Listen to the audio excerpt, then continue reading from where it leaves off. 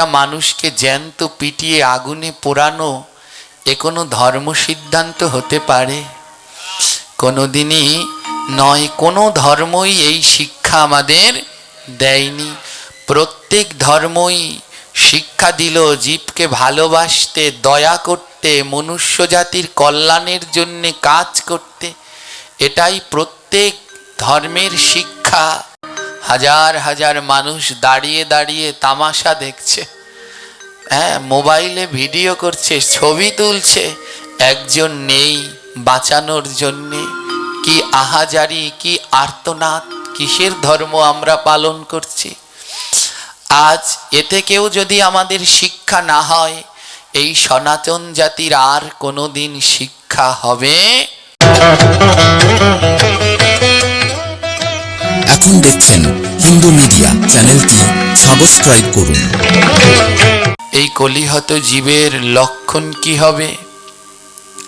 এই কলিহত মনুষ্য জাতির লক্ষণ ভগবান বললেন, তস্মি লুদ্ধা দুরাচারা নির্দয়া শুষ্ক বৈরিণাহা। এই কলিযুগের মানুষগুলো হবে লোভী, অসৎ আচরণযুক্ত, দুরাচার, সদা সর্বদা দুরাচার, নির্দয়া। তাদের হৃদয়ের মধ্যে কোনো দয়া মায়া থাকবে না। শুষ্ক বৈরিণ, কঠিন এবং সদা সর্বদা মনের ভিতরে শত্রু ভাব থাকবে। দুর্ভাগা, এদের ভাগ্য কোনো সময় সহায় হবে না। তো দেখুন, ভাগবতের এই শ্লোক যা আমরা প্রত্যক্ষ আদ্যকার এই কলির মনুষ্যদের ভিতরে দর্শন করতে পারি, বলে এরা সদা সর্বদা মিথ্যায়, হিংসায়, সদা সর্বদা মিথ্যা হিংসার মধ্যে ডুবে থাকবে। আর সেই মিথ্যা হিংসাকে আশ্রয় করে তাদের মনের ভিতরে আর দয়া বলতে কোনো বস্তু থাকবে না। আজ সেই অবস্থা, আজ চোখ খুললেই আমরা দেখতে পাই। সারা বিশ্ব জানান দিচ্ছে, সারা বাংলাদেশ জুড়ে জেগে উঠেছে, সারা বিশ্ব জানান দিচ্ছে। আজ ফেসবুক, মোবাইল খুললে যে ঘটনাটি চোখে বারবার ভেসে উঠে, সেই ময়মনসিংহের দীপু দাস, তাই তো, ভালুকায়। আজ কত নির্দয় আমরা! ভাগবতের শ্লোক দেখুন কেমন ভাবে মিলে যাচ্ছে। মানুষ যত বড়ই অপরাধ করুক, কোনোই অপরাধ তিনি করেননি, তারপরেও মেনে নিলাম অপরাধ করুক। একটা মানুষকে জ্যান্ত পিটিয়ে আগুনে পোড়ানো এ কোনো ধর্ম সিদ্ধান্ত হতে পারে? কোনোদিনই নয়। কোনো ধর্মই এই শিক্ষা আমাদের দেয়নি। প্রত্যেক ধর্মই শিক্ষা দিল জীবকে ভালোবাসতে, দয়া করতে, মনুষ্য জাতির কল্যাণের জন্যে কাজ করতে। এটাই প্রত্যেক ধর্মের শিক্ষা। প্রত্যেক ধর্মই যে যার জায়গায় সঠিক অবস্থান আছে। আজ আমরা মনুষ্য জাতিরা নিজেদের মনের ভিতরের দয়া মায়া সব হারিয়ে ফেলেছি। মানুষ নামে জ্যান্ত পশুতে পরিণত হয়েছি। একটা মানুষ আরেকটা মানুষের কাছে এখন আর সুরক্ষিত নেই। কতটা নির্দয় হলে, কতটা দয়াহীন, বোধশূন্য হলে এমন ঘটনা সম্ভব? হাজার হাজার মানুষ দাঁড়িয়ে দাঁড়িয়ে তামাশা দেখছে, হ্যাঁ, মোবাইলে ভিডিও করছে, ছবি তুলছে, একজন নেই বাঁচানোর জন্যে। কি আহাজারি, কি আর্তনাদ! কিসের ধর্ম আমরা পালন করছি? আজ এতে কেউ যদি আমাদের শিক্ষা না হয়, এই সনাতন জাতির আর কোনোদিন শিক্ষা হবে না।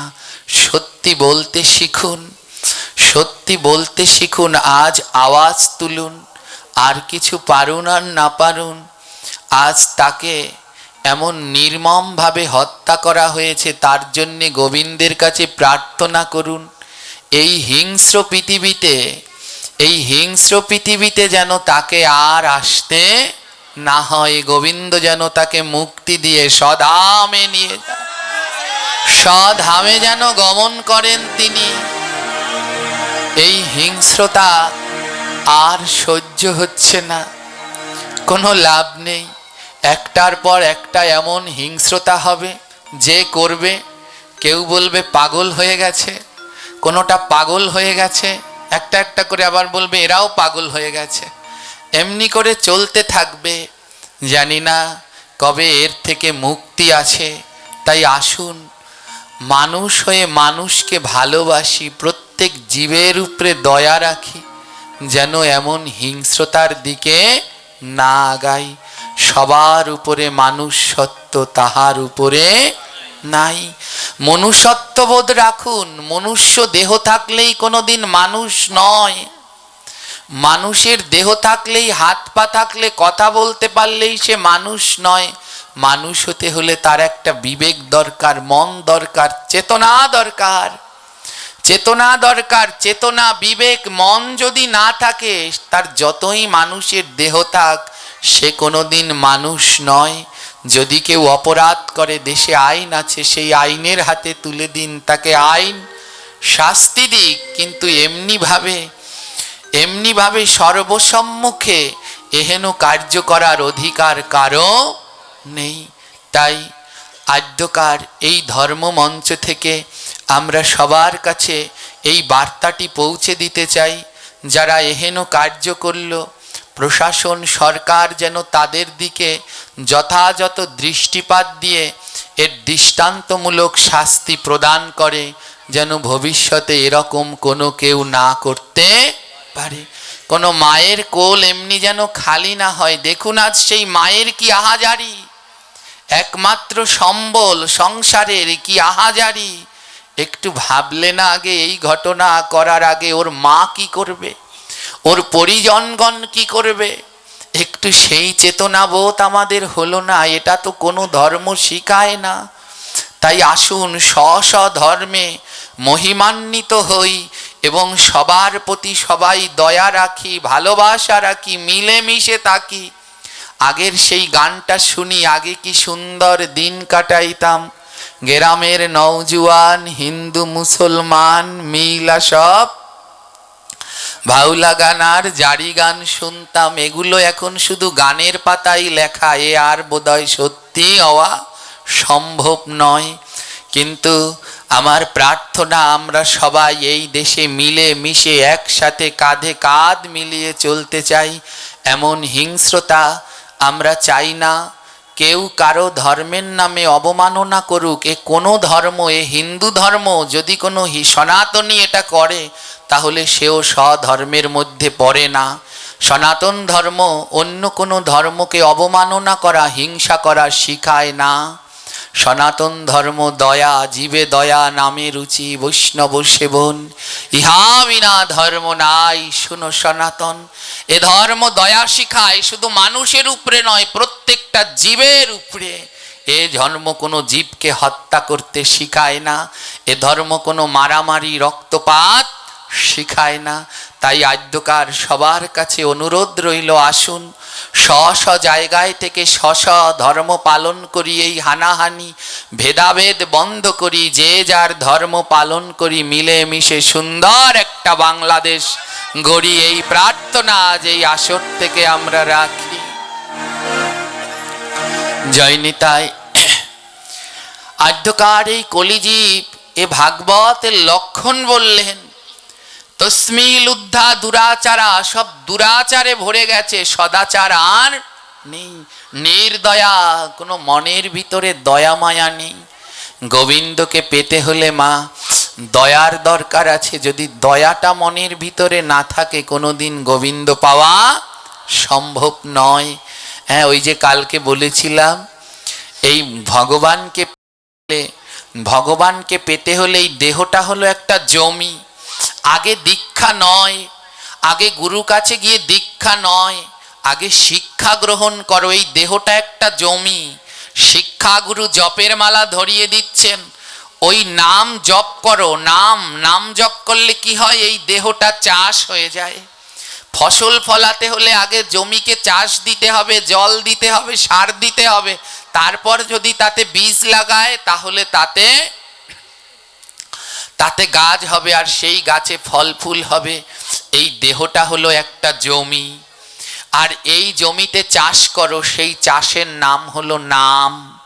শিক্ষাগুরু জপমালা দিয়ে দেয়, নাম দিয়ে দেয়, ওটা নাম জপ করো। ওই নাম যত করবে এই দেহ জমিটা তত চাষ হবে। যদি চাষ না হয় তাহলে এতে বীজও হবে না।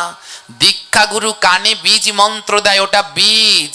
বলে জমি যদি ভালোভাবে চাষ না হয় তাহলে তাতে বীজ লাগালেও কোনো কাজ হবে না। তাই আগে নাম করো। এখনো অনেকে এখানে জপ করেন না, মালা জপ করেন না। যারা এখনো জপ করেন না সকলের চরণে অনুরোধ রইল, অনতিবিলম্বে আপনারা জপ করুন, নাম করুন, এই দেহ জমিকে চাষ করুন। যত নাম করবেন এই দেহ জমি তত চাষ হবে।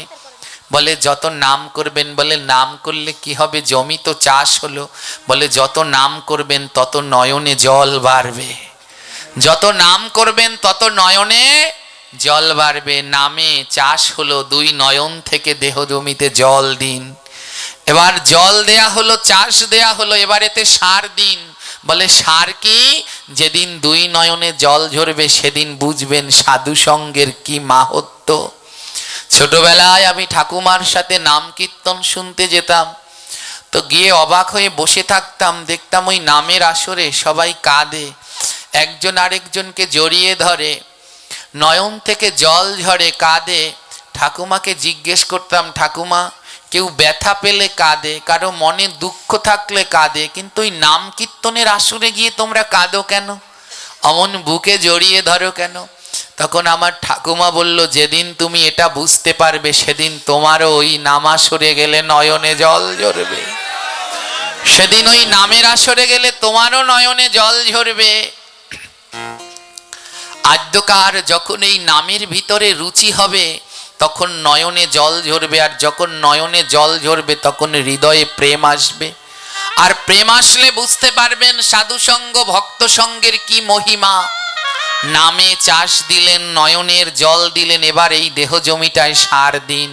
বলে সার কি, সার হলো ভক্তের চরণ ধুলি, সার হলো ভক্তের চরণ ধুলি। নামে চাষ হলো, নয়নের জল দিলেন, আর ভক্তের চরণ ধুলি হলো সার। ওমা সঠিক পরিমাণে জমিতে যদি সার দেয়া যায় তাহলে ভালো ফসল পাওয়া যায়। আজ এই ভক্তের চরণ ধুলি হলো সার। এই তিনটি জিনিস আগে গ্রহণ করুন, জমি চাষ করুন, জল দিন, সার দিন, তারপরে দীক্ষাগুরুর কাছে যান। তখন দীক্ষাগুরু কানে বীজ দিয়ে দেবে। আর দেহ জমি যদি প্রস্তুতযুক্ত হয় তাহলে তাতে বীজ দিলে সেই বীজে গাছ হবে, ফল ফুল হবে, নচেত নয়, নচেত নয়। এবার দীক্ষাগুরু যদি দেহ এমন উপযুক্ত হয়, ধ্যান দিন। এখানে যদি জিজ্ঞেস করি দীক্ষা নিয়েছেন, সবাই হাত তুলে দেবেন দীক্ষা নিয়েছি, কিন্তু কি লাভ, দীক্ষা নিয়ে তার কর্মগুলো করা হলো না, হলো না।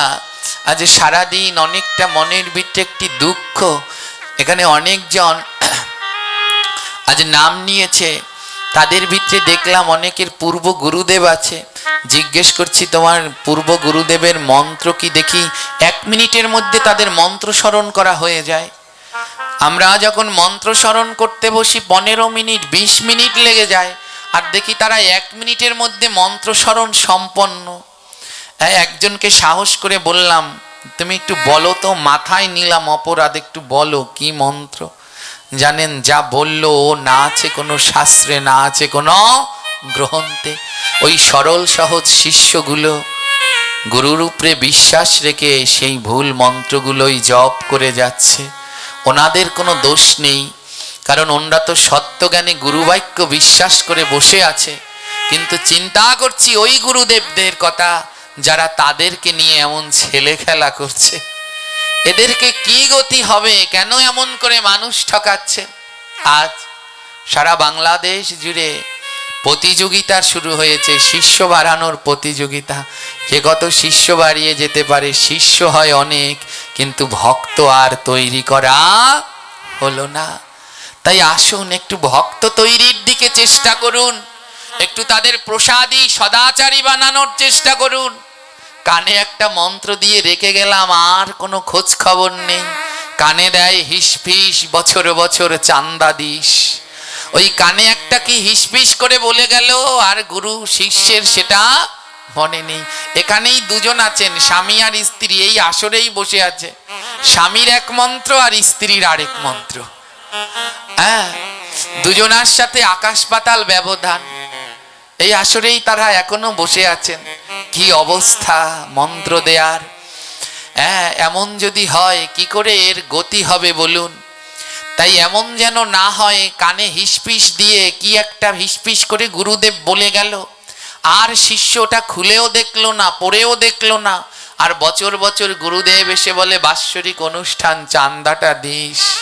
তাহলে এই শিষ্যেরও গতি নাই, গুরুরও গতি নাই। লোভী গুরু কামি চেলা দুজনাই নরকে গেলা। হ্যাঁ, দুজনেরই নরকে যেতে হবে। ধ্যান দিন, এই দেহ জমিটাকে প্রস্তুত করুন। নাম, চাষ, নয়নের জল, জল, সাধুগুরু বৈষ্ণবের ধুলা, সার, তিনটি জিনিস দিলে দেহ জমি উপযুক্ত হয়। তারপরে শ্রী দীক্ষা গুরুর কাছ থেকে কানে বীজ নিতে হয়। ওই বীজে তখন গাছ জ্বালায়, ওই বীজে তখন গাছ জ্বালায়, এর আগে নয়। দীক্ষা নিয়ে নিলাম কিন্তু এখনো মালা জপ করা হচ্ছে না, নাম জপ হচ্ছে না, ও দীক্ষায় আর কাজ হয় না মা।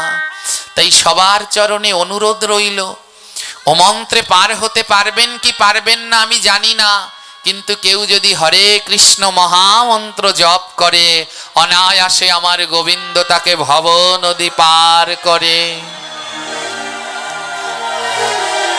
তাই সবাই আসুন, জপের দিকে লক্ষ্য দেই, জপ বাড়াই, আরো সবাই জপ করি। বড় আনন্দ লাগে যখন দেখি আপনারা এই পাঠ শেষে জপের মালা নিয়ে যাচ্ছে। এই কালকে এক বাবাজি বলছে, বাবা আমি জপ করতে চাই। হ্যাঁ, তিনি যেরকম তার নামে অনেক শুনেছি, কিন্তু যখন শুনলাম তিনিও জপ করতে চায় তখন বড় আনন্দ লাগছে। আজ সবাই জপের দিকে আগান। গুরুদেব যখন এই দেহ জমিতে বীজ দিবে তখন সেই বীজে গাছ হবে। আর এই দেহ জমিতে গুরুদেবের বীজে যে গাছ হয় সেই গাছে 8টা ফুল হয়। কয়টা ফুল? এই 8টা ফুল গোবিন্দকে না দিলে গোবিন্দকে পাওয়া যায় না। সেই 8টা ফুল কি? অহিংসা প্রথমাম পুষ্পম, দ্বিতীয় ইন্দ্রিয় নিগ্রহম, তৃতীয় দয়া পুষ্পম, ক্ষমা পুষ্পম, চতুর্থকম তপ পুষ্পম, ধ্যান পুষ্পম, জ্ঞান পুষ্পম, তেষাপ্তকম, সত্যৈব চৈব অষ্টমাম পুষ্পম, এবে তুষ্টম জনার্দনম। যখন সৎ গুরুর কাছ থেকে বীজ মন্ত্র পাবেন তখন এই দেহের ভিতরে 8টি ফুল, ওই গাছে 8টি ফুল হবে। তার প্রথম ফুলটির নাম অহিংসা প্রথমাম পুষ্পম। এটা দেহ গাছে ফুটবে মা। অহিংসা প্রথমাম পুষ্পম, কাউকে হিংসা করা যাবে। গোবিন্দকে পেতে হলে প্রথম যেই পুষ্পটা দিতে হবে তার নাম অহিংসা, কাউকে হিংসা করো না। দেখুন, এই ফুলটাই তো আমাদের দেয়া হলো না, মনের ভিতর থেকে আমাদের হিংসাই দূর হলো না। বলে অন্য জায়গায় হিংসা থাকে থাকুক, কিন্তু ধর্মের স্থানে যেন হিংসা না থাকে।